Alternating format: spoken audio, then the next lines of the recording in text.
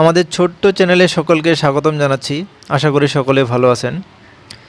আজকে আমরা যে বিষয়টি শিখতে যাচ্ছি সেটি হচ্ছে অনেক সময় পিসিতে কালার প্রবলেম হয়, অনেক সময় সাদা কালো হয়ে যায়। ঠিক আছে, এইটার আমরা কিভাবে সমাধান করতে পারি। এটা বিভিন্ন কারণে হতে পারে, আপনার ভিজিএ কেবল থেকে হতে পারে, আপনার গ্রাফিক্স কার্ড বা গ্রাফিক্স ড্রাইভার থেকে হতে পারে, কিংবা মাদারবোর্ডের প্রবলেম থেকে হতে পারে। তো আমি দেখাচ্ছি যে সব কিছু সাদা কালো হয়ে আছে।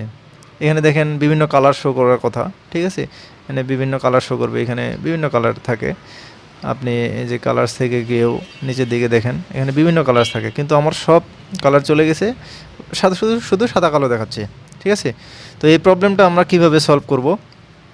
ঠিক আছে, এটা উইন্ডোজের বিভিন্ন সেটিং থেকে হতে পারে। ঠিক আছে, তো সেই সেটিং থেকে আমি দেখাচ্ছি, যদি কোনো আপনার ফিজিক্যাল ড্রাইভার প্রবলেম না থেকে থাকে, ফিজিক্যাল কোনো ডিস্কের। তো যাই হোক, তো আপনারা যদি আমাদের চ্যানেল নতুন হয়ে থাকেন তাহলে অবশ্যই আমাদের চ্যানেলটি সাবস্ক্রাইব করবেন, সাবস্ক্রাইব করে বেল বাটনটি অন করে রাখবেন। আমাদের ভিডিওগুলি যদি ভালো লেগে থাকে, এইটুকু আমরা আশা করতেছি। তো যাই হোক, আমরা প্রথমে কাজ শুরু করে দিই। তো শুরু করার জন্য প্রথমে আমাদের সেটিংয়ে যাব। স্টার্ট মেনু থেকে ডান বাটনে ক্লিক করে সেটিংয়ে ক্লিক করলাম।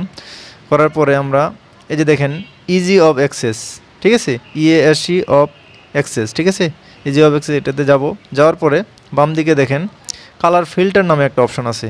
বাম দিকের মেনুগুলোর মধ্যে দেখেন কালার ফিল্টার, এই কালার ফিল্টারে যাব। ঠিক আছে, যাওয়ার পরে কোনো কারণে হয়তো আমরা দেখবেন এই যে টার্ন অন কালার ফিল্টার, সেটা আমরা অন করে রাখছি।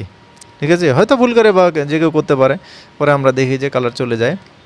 এটা যদি আমরা এখন অফ করে দিই তাহলে কিন্তু আমার সব কিছু ঠিক হয়ে যাবে। ঠিক আছে, যে দেখেন আমার সব কিছু কালার চলে আসছে। আমরা প্রথমে যেভাবে চেক করছি দেখেন সব কালার দেখাচ্ছে। আমরা এখন এখান থেকে পার্সোনালাইজে গিয়ে দেখি। আমরা তখন দেখছিলাম সবগুলোই সাদা কালোর মতো দেখাইছিল, যে দেখেন এখন দেখেন বিভিন্ন কালার শো করতেছে। এখান থেকে কালারসে যাই, যাওয়ার পরে নিচের দিকে যাই, দেখেন বিভিন্ন কালার শো করতেছে। তার মানে আমার উইন্ডোজের সেটিং থেকে প্রবলেমটা হয়েছিল, এটা আমি সমাধান করে ফেললাম। তো আজকের ভিডিও ছিল এইটুকুই।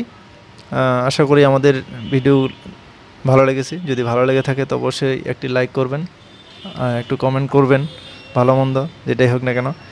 আর অবশ্যই আপনাদের বন্ধুদের সাথে শেয়ার করতে ভুলবেন না। ধন্যবাদ।